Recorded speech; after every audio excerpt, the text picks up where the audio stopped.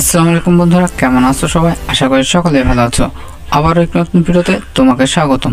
আমাদের আজকের ভিডিও বিষয় হচ্ছে কীভাবে আপনি খুবই সহজে আপনার ল্যাপটপ বা কম্পিউটার স্ক্রিনশট নেবেন, প্লাস স্ক্রিনশটটি নিয়ে যে কোনো একটি নির্ধারিত স্থানে মার্ক করবেন, করে কি সেটি এবং কোথায় জমা হচ্ছে এটি কীভাবে দেখব।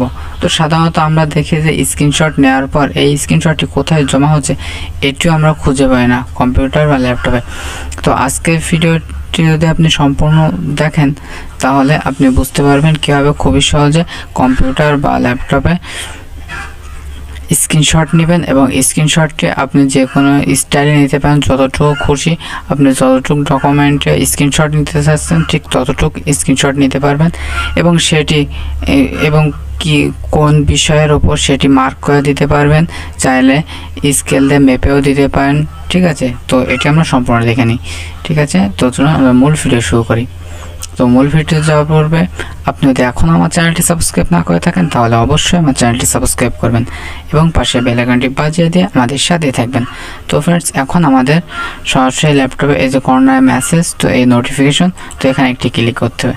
করার পর এই যে দেখুন এখানে স্ক্রিনশটের একটা লোগো দেওয়া আছে, তো এখানে ক্লিক করব। ঠিক আছে, আপনার সামনে এই ধরনের একটি শো করবে। তো এটি শো করার সাথে সাথে আপনি চাইলে এই যে পুরো পেজটা যতটুকু নেবেন ঠিক ততটুকু মার্ক করতে হবে। তাই আমি এতটুকু নিচ্ছি। ঠিক আছে, এই যে তখন আমি এতটুকু নিলাম, এতটুকু একটা স্ক্রিনশট নেবো, এই টেনে দিয়ে এবার ছেড়ে দিতে হবে। দেওয়ার সাথে সাথে এই যে স্ক্রিনশট হয়ে গেল। এবার এখানে ক্লিক করলে এই যে দেখতে পাচ্ছেন আমরা যতটুকু স্ক্রিনশট মার্ক করেছিলাম ঠিক সেই পুরোটাই দেখাচ্ছে।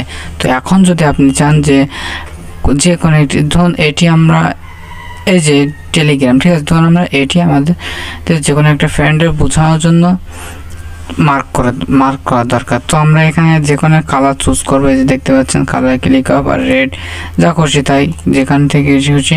তো আমি ধরুন রেডটা নিলাম, নেওয়ার পরে এই যে এভাবে গোল করে দেব যে এটি। তারপরে যদি মনে করেন যে না আমরা এখানে সুন্দর করে লম্বা একটা স্কেলের দাগ দেব, তো এই দাগটা আমরা কীভাবে দেবো, তো তার জন্য সরাসরি এইভাবে আপনি স্কেল এনে নেবেন, নেওয়া আপনি এই যে এর ওপরে এভাবে আস্তে করে দাগ টেনে দেবেন। দেখেন খুবই সুন্দরভাবে, আবার চাইলে এটি উপরে তুলতে পারবেন। এভাবে আপনি সুন্দরভাবে যে কোনো একটা জায়গায় লেখা বা এটি সাধারণত মাইক্রোসফট এক্সেল এসবের ভিতরে বিভিন্ন স্ক্রিনশট দিতে গেলে কাজে লাগে। ঠিক আছে, তো এছাড়াও আরও জিনিস রয়েছে। তো সেটি হচ্ছে এই যে দেখুন যখন মুছবেন, এই যে দাগটা আমাদের ভুল হয়ে গেছে দেওয়া, তো এটি মুছবেন কীভাবে, তো তার জন্য এখানে ক্লিক করার সাথে এই যে সব উঠে গেল, ওয়াল দেওয়া হয়ে গেছে বলে উঠে গেছে। ঠিক আছে, রোলার, তো আমাদের রোলারটা এখন আর দরকার নেই, রোলারটা আমরা সরিয়ে দিলাম। ঠিক আছে, তো এভাবে আপনি যে কোনো কাজ করে নিতে পারেন।